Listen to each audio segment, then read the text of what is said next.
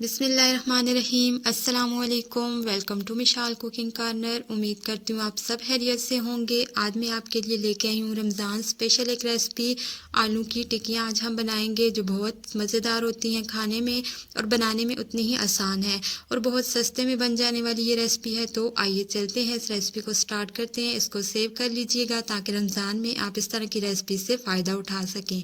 تو آئیے چلتے ہیں ریسپی کو سٹارٹ کرتے ہیں۔ تو اس ریسپی کو بنانے کے لیے ہمیں چاہیے آلوؤں کو ہم نے بوائل کر لیا ہے۔ 6 عدد آلو ہم نے یہاں پہ لیے ہیں۔ ان کو بوائل کرنے کے بعد ان کو آپ نے کدوکش کر لینا ہے یا پھر گریٹر کی مدد سے آپ نے ان کو میش کر لینا ہے۔ تو یہاں پہ میں نے ان کو کدوکش کر لیا۔ سارے آلو جو ہیں ہمارے پاس کدوکش ہو کے آ چکے ہیں۔ اس کے بعد ہم نے کیا کرنا ہے، اس کے بعد ہم نے لینا ہے ایک عدد پین میں شامل کر دیں گے ہم ایک بڑا چمچ آئل کا۔ آئل جیسے ہی تھوڑا سا گرم ہوگا تو اس میں ہم شامل کریں گے ثابت زیرہ۔ 1 چمچ کے قریب ثابت زیرہ ہے، وہ ہم نے اس میں ایڈ کر دیا۔ زیرے کو کچھ سیکنڈ کے لیے ہم نے یہاں پہ فرائی کرنا ہے۔ اس کے بعد ہم اس میں شامل کر دیں گے ہری مرچیں۔ 3 سے 4 عدد ہری مرچیں میں نے کاٹ کے رکھی تھی، جن میں سے ہاف میں ابھی شامل کروں گی اور ہاف جو ہے وہ میں بعد میں ایڈ کروں گی اس میں، تاکہ ان کا جو کرنچینس ہے وہ بھی برقرار رہے، اور ہاف جو ہے ہم اس میں مسالے میں ابھی شامل کر رہے ہیں۔ اس کے بعد اس میں شامل کریں گے بوائل کیے ہوئے آلو جو ہم نے میش کر کے رکھ لیے تھے۔ اب آلو جو آپ کے اچھے سے میش ہونے چاہیے، ورنہ آپ کی جو ٹکیاں ہیں وہ اچھے سے نہیں بنیں گی، وہ ٹوٹ سکتی ہیں۔ تو آلو کو آپ نے اچھے سے میش کر لینا ہے۔ اس کے بعد اس میں مسالے شامل کریں گے، جس میں جائے گا نمک۔ 1 چمچ نمک ہم نے شامل کر دیا۔ آدھا چمچ ہم نے اس میں لال مرچوں کا ایڈ کیا۔ 1/4 چمچ ہم نے اس میں چلی فلیکس ایڈ کر دی ہیں۔ زیرہ پاؤڈر ہم اس میں شامل کریں گے 1 ٹیبل اسپون، اور دھنیا جو ہے وہ تھوڑا موٹا موٹا کٹا ہوا آپ نے لینا ہے، وہ ہم اس میں شامل کریں گے 1.5 چمچ۔ اب یہاں پہ مسالے ایڈ کرنے کے بعد اس کو اچھے سے آلوؤں میں مکس کرنا ہے، ان مسالوں کو۔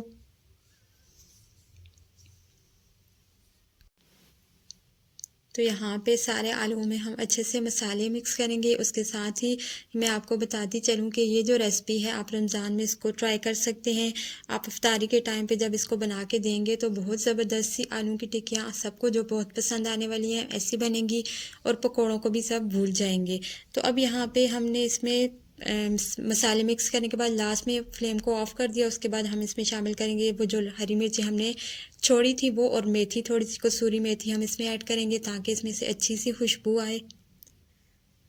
اب یہ دونوں چیزیں بھی ہم اس میں مکس کر لیں گے۔ فلیم کو میں نے آف کر دیا تھا۔ اس کے بعد ہم نے اس کو ٹھنڈا کر لینا ہے اس مکسچر کو۔ تو اس کو ہم نیچے اتار کے باؤل میں ہی ایڈ کریں گے اور اس میں اس کو تھوڑا سا ہم ٹھنڈا کر لیں گے۔ بہت ہی زبردست سی یہ ٹکیاں بن کے تیار ہوں گی۔ تو اس کو اب ہم باؤل میں نکال لیتے ہیں اس مکسچر کو۔ ابھی یہ بہت گرم تھا تو میں نے اس کو تھوڑی دیر کے لیے چھوڑ دیا تھا روم ٹمپریچر پہ، تاکہ یہ تھوڑا سا ٹھنڈا ہو جائے۔ اتنی دیر میں ہم نے لینا ہے 1 عدد انڈا، اور اس کو ہم نے ایک باؤل میں توڑ لینا ہے۔ انڈا توڑ کے اس کو آپ نے اچھے سے لینا ہے پھینٹ، کیونکہ ہم اس پہ اس جو ٹکی ہے اس کو کور کریں گے انڈے سے۔ تو آپ یہاں پہ آپشنل ہے، آپ انڈے کی جگہ پہ میدے کا مکسر بھی یوز کر سکتے ہیں، لیکن میں نے یہاں پہ ایک انڈا لیا تھا اور اسی سے ہم ان ٹکیوں کی کوٹنگ کریں گے۔ تو انڈے کو آپ نے یہاں پہ اچھے سے پھینٹ لینا ہے۔ انڈے کو پھینٹنے کے بعد اب ہم بناتے ہیں ٹکیاں، کیونکہ ہمارا جو مکسچر تھا وہ بھی تھوڑا سا ٹھنڈا ہو چکا تھا، اور اتنا ہو چکا تھا کہ ہم ایزیلی اس کی ٹکیاں بنا سکیں۔ اب اپنے حساب تک آپ پر ہے، آپ چاہیں تو آپ بڑے اور سائز کی ٹکیاں بنا سکتے ہیں۔ میں نے یہاں پہ درمیانی سائز کی ٹکیاں بنائی تھی۔ تو یہاں پہ زبردستی ہماری ٹکی بن کے تیار ہو چکی ہے۔ باقی بھی اسی طرح سے میں نے بنا لی تھی۔ ساری ٹکیاں بن جانے کے بعد اب ہم ان کی کوٹنگ کریں گے۔ تو سب سے پہلے ہم ان کو انڈے میں ڈپ کریں گے۔ دونوں طرف سے اچھے سے انڈا لگا لینے کے بعد اس کی ہم نے کوٹنگ کرنی ہے بریڈ کرمز کے ساتھ۔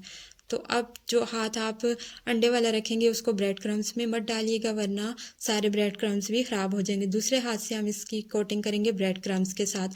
آپ چاہیں تو آپ اس کی ڈبل کوٹنگ بھی کر سکتے ہیں۔ ایک دفعہ آپ نے اس کو انڈوں سے اور بریڈ کرم سے کوٹ کرنے کے بعد دوبارہ آپ اس کو انڈوں میں کوٹ کر کے بریڈ کرم کے ساتھ کوٹ کر سکتے ہیں، اور اس طرح آپ اس کو سیو بھی رکھ سکتے ہیں۔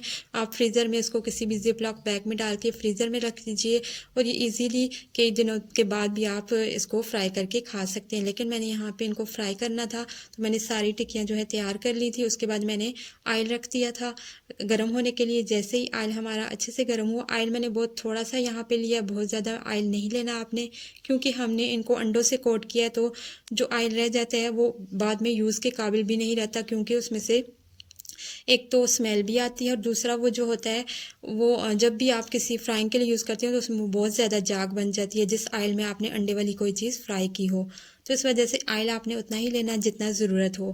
اب ایک طرف سے آپ نے ان کو 2 سے 3 منٹ تک میڈیم فلیم پہ پکا لینا ہے، فلیم کو ہائی نہیں کرنا ورنہ یہ جو بریڈ کرمس ہیں وہ بہت جلدی جل جاتے ہیں۔ اب ایک سائڈ سے ڈن ہو جانے کے بعد آپ دیکھ سکتے ہیں کتنا پیارا سا کلر آ چکا ہے، تو اس کی سائڈ کو ہم چینج کر لیں گے، وہ بھی ہم احتیاط سے کریں گے۔ 2 چمچ کی مدد سے میں نے یہاں پہ ان کی سائڈ کو چینج کیا ہے کیونکہ یہ آلو کی ٹکی ہے اور یہ بہت نازک ہوتی ہے، تو اس کو آپ احتیاط سے ہی اس کو ٹرن کیجئے گا۔ دونوں سائڈ سے ہم اس کو ایسے ہی لائٹ سا پیارا سا کلر دینے تک پکا لیں گے، 1 سے 2 منٹ لگیں گے۔ دوسری سائڈ سے بھی یہ پیارا سا کلر آ جائے گا تو ہم نے ان کو نکال لینا ہے۔ آپ چیک کر سکتے ہیں دوسری سائڈ سے بھی اس کو کلر آ چکا ہے، تو ان کو اب ہم آئل سے نکالیں گے۔ زبردستی ہماری آلو کی ٹکی جو بہت سستے میں بنتی ہے، بہت جلدی بنتی ہے اور دوسرا رمضان کی ایک بہت ہی بیسٹ ریسپی ہے، تو آپ اس کو ضرور ٹرائی کیجیے گا اور مجھے فیڈ بیک دیجیے گا کہ آپ کو یہ ریسپی کیسی لگی ٹرائی کرنے کے بعد۔